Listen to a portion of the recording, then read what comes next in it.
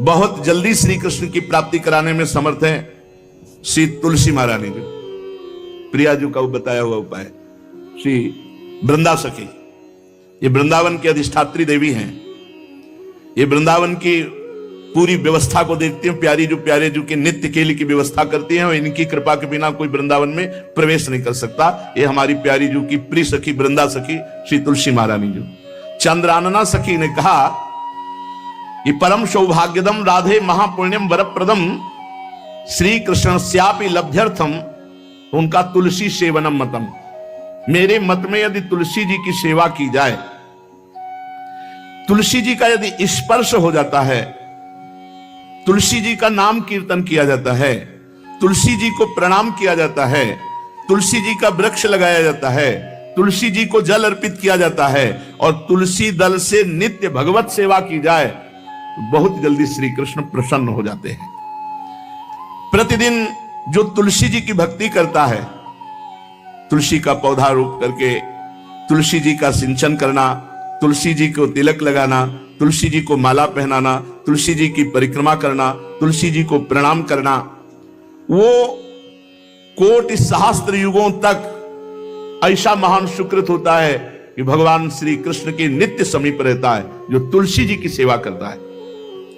जब तक मनुष्य की लगाई हुई तुलसी की शाखा प्रशाखा बीज पुष्प सुंदर दल से तुलसी जी सुशोभित होती है, तब तक हजारों कल्पों में श्री हरिधाम में रहते हुए उसका कभी पुण्य नष्ट नहीं होता। जैसे एक दिन तो 1000 कल्प, 2 दिन 2000 कल्प वो भगवान के नित्य धाम में महान सुकृत के बल से भगवत धाम में रहेगा जो तुलसी जी का पक्का मान लीजिए। जब स्वयं में थे तो तुलसी जी रोपण करके तुलसी जी का एक वन लगाया था और रोज नवीन नवीन मंजरी तुलसी दल लेकर प्रभु के चरणों में कहीं ना कहीं तुलसी जी की कृपा हुई। वृंदावन, ये वृंदा अधिष्ठात्री देवी वृंदावन की है, इनकी कृपा के बिना। हे चंद्रादने, संपूर्ण पत्रों और पुष्पों को जो उतार करके सम्मान पूर्वक पहले प्रार्थना करनी चाहिए। हे वृंदा देवी, हे तुलसी जी, भगवान श्री हरि की पूजा के लिए या प्रियाजू की पूजा के लिए हम आपके कुछ मंजरी कुछ दल लेकर के सेवा करना चाहते हैं, आप कृपा करके मुझे दीजिए, और फिर उतार लें। ऐसे नोचना नहीं, बहुत सम्मान से बहुत प्यार से तो तुलसी जी प्रसन्न होते हैं। जो मनुष्य तुलसी दल से श्री हरि की पूजा करता है, कोई भी पाप उसका स्पर्श नहीं कर सकता। पूर्व में किया हुआ कोई भी पाप उसको दंड नहीं मिलेगा जो तुलसी जी की आराधना नित्य करता है। अब इतना जल भी ना चढ़ा दे, माल पुण्य हो जाए और तुलसी जी अंतर ध्यान अनुकूल जल, जैसे मान लो गमले पे हैं तो इतना बड़ा तांबे का रोज उससे चढ़ा, अब भर के लोटा चढ़ा दोगे 2-4 दिन में अंतर ध्यान हो जाएंगे तुलसी जी। बहुत विवेक से जरूरत है, मतलब भारी पुण्य होगा। अब इतना बड़ा लोटा रोज जल चढ़ाओगे तो 2-4 दिन में पीली होके अंतर ध्यान हो जाएंगे। इतना जल अनुकूल जल चाहिए, एक तांबे का छोटा सा लिया ऐसे डाल, रोज डालो, उसमें कोई फर्क नहीं, और गमला उठाकर धूप में विराजमान करो। सेवा का मतलब क्या है? जो तुलसी जी को जल अर्पित करके तुलसी जी की सेवा करता है, हरि चिंतन करता है, कभी कोई पाप उसका स्पर्श नहीं कर सकता। 100 भार सोना, 400 भार चांदी का जो दान करने का फल होता है, वो एक तुलसी दल उतार जो अपने द्वारा लगाई हुई तुलसी दल वो हरि के चरणों में अर्पित करो। ये 100 भार सोना और चांदी बराबरी नहीं हो सकती। कितना महत्व है। जो रोज तुलसी दल चयन कर, द्वादशी को ना चयन करे, द्वादशी को मतलब बहुत बड़ा अपराध लगता है तुलसी दल का, इस मतलब तुलसी के वृक्ष का भी स्पर्श न करे। प्रणाम नमस्कार दूर से, एक भी दल नहीं टूटना चाहिए। द्वादशी को ऐसा हमने महापुरुषों से सुना है कि मंजरी और पत्र उतारना ये ठीक नहीं, बिल्कुल नहीं ठीक है। ब्रह्म हत्या का फल लगता है, अगर जो पाप लगता है अगर कोई द्वादशी को तुलसी चयन, बहुत सावधानी से। जिसके घर में तुलसी का बगीचा होता है, कई पौधे होते हैं, उसको कहीं तीर्थ जाने की जरूरत नहीं, उसका घर तीर्थ है जिसके घर में तुलसी के पौधे हैं। और यमराज कभी उस घर में किसी भी मरने वाले को लेने नहीं आएंगे। जिसके घर में तुलसी, लगा लो भैया तुलसी लगा लो घर में, काहे को यमराज को आने दोगे? सबके घर में तुलसी। कितना सुंदर पहले था, घर में आंगन होते थे, आंगन में एक बहुत बड़ा, और फिर उसमें तुलसी जी, और फिर उसमें 2-4 नर्मदेश्वर और शालिग्राम ऐसे, और फिर घर का हर व्यक्ति जल चढ़ाना, प्रणाम करना, नमस्कार करना, 4 पर। कितनी पवित्र पद्धतियां हमारी थी। जब रसोई बने पहली गाय के लिए, फिर कुछ पक्षियों के लिए, फिर कोई संत महात्मा, कोई भिक्षु, ऐसा कितना पवित्र व्यवहार। यहाँ जैसे हमने देखा है, ये रसोई बन रही ना तो धुआं नहीं खत्म होने पाता, वो ही सब अपवित्र किए हुए हैं, राक्षसी बुद्धि आती चली जा रही। तुलसी जी, ये भागवती को वस्तु हमें लगता है बालकनी तो होती है, बढ़िया बालकनी में एक ऐसा उठाने धरने वाला स्टैंड लोहे का रखो कि तुलसी जी को विराजमान कर दो। जिसके घर में तुलसी जी विराजमान होती है उसके घर में यमराज कभी नहीं जाते। जो तुलसी जी का सेवन करता है उसकी सारी कामनाएं तुलसी जी पूर्ण कर देती है। तुलसी जी को लगाना, तुलसी जी का पालन करना, तुलसी जी को सिंचन करना, तुलसी जी का दर्शन करना, तुलसी जी का स्पर्श करना, मनुष्य के द्वारा जो मन, वाणी और शरीर से पाप हो गए सबको तुलसी महारानी क्षमा कर देती है, दग्ध कर देती है। पुष्कर आदि तीर्थ, गंगा आदि परम पावन नदियां, ये सब जो स्नान आदि, अवगाहन आदि करने का फल देते हैं, वो केवल तुलसी जी घर में विराजमान है उसको फल मिल जाएगा। कितने बढ़िया। जो तुलसी जी की नवीन मंजरी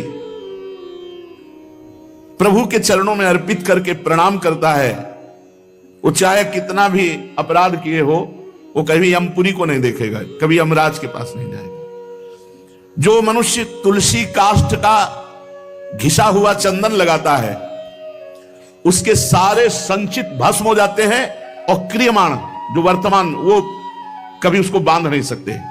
तुलसी जी का काष्ठ का घिसा हुआ चंदन।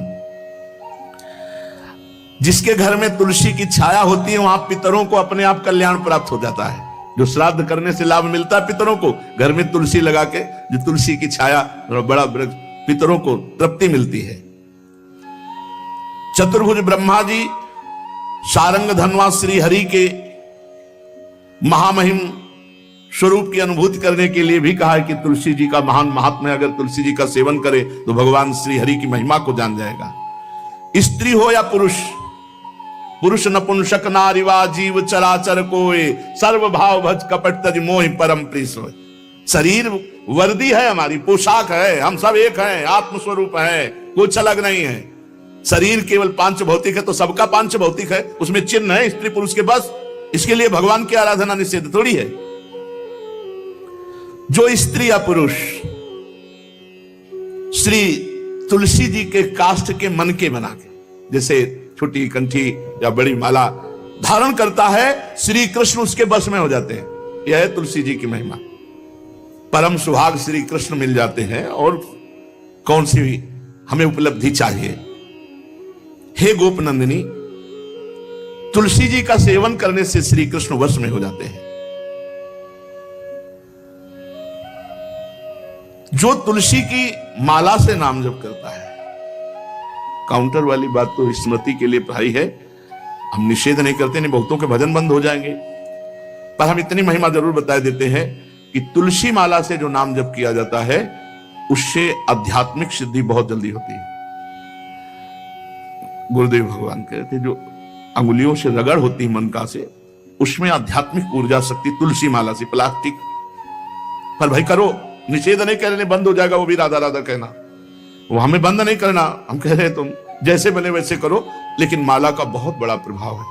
तुलसी परम पवित्र भगवान श्री हरि की प्रिया, और उनके काष्ठ को जब हम ऐसे ऐसे नाम के साथ तो विशेष ऊर्जा शक्ति, आध्यात्मिक शक्ति हमें जागृत होती है। हो सके जिनको ऐसा बन सके तो छोटी एक वो आती है सुमिरनी, उसको रख लो अपनी जेब में, रख लो, उससे करो। और नहीं है तो भैया तुम इसी से करो, नाम जप करो, भाव को भाव न खालसो, नाम जपत मंगल दिस दसो। सुंदर सुंदर तुलसी जी के वृक्षों के समीप बैठ करके जो अनुष्ठान किया जाए वो बहुत लाभदायक। श्रीमद् भागवत का, गोपाल सहस्त्र नाम का कोई भी पाठ तुलसी जी के समीप विराजमान करके किया जाए। आचार्य को बुला करके तुलसी पूजन करना चाहिए, विविध प्रकार के अनुष्ठान, अरे तभी तो सब मंगल होता है। पहले था, हमने देखा है 4 बजे माताजी दरवाजे के सामने लीपती, रोज का काम, जो पुराने घरों में देहरी के आगे आके 4 बजे लीप करके वहां अपना चौक पूर के दीपक जला, तो क्या पवित्रताएं थी, क्या मंगल था। जब किसी को निमंत्रण दिया जाता था सबके पैर धोए जाते थे, सुंदर बिछौना बिछा करके और उसमें बैठ कर पत्तल और रज के सकोरा कुल्हड़ ऐसे भोजन पाया। कितना पवित्रता, जो हमारी पूर्व पवित्रता थी, धोती कुर्ता चोटी पवित्रता। मान लो अगर बाहर जा रहे तो पैजामा कुर्ता, ऐसे बहुत पवित्र पोशाकें थी, पवित्र आचरण थे, पवित्र खान पान था। घर में जाओ तो एक पवित्रता, एक किसी भी घर में ऐसा नहीं था कि देव मूर्ति न विराजमान हो, किसी भी घर में ऐसा नहीं था तुलसी जी विराजमान न हो, 1-2 गाय जरूर होती थी, पवित्रता।